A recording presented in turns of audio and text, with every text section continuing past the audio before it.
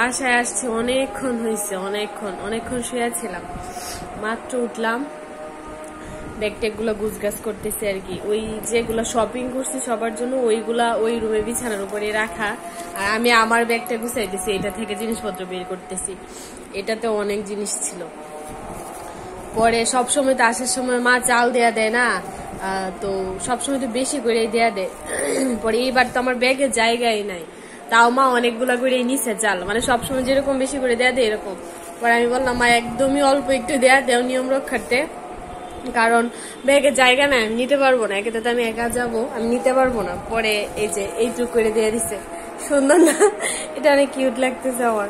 এই একটু করে চাল নিয়ম রক্ষার্থে দিয়ে দিচ্ছে, নয়তো বা মা আরো বেশি দেয়া দেয়। এখন আমি ব্যাগ বের করতেছি, একটা একটা জিনিস বের করতেছি, আর এগুলো গুছগাছ করতেছি আর কি। এই যে চালটা কার কার মা এরকম করে আপনারা কমেন্ট করে জানাবেন। আই থিঙ্ক এটা আমাদের মধ্যে সব মারাই মনে হয় দেয়া দেয় মেয়েরা বাড়ি থেকে আসার সময়। ইভেন আমার দিদাও এখনো মারে দেয়া দেয় একটুখানি করে চাল।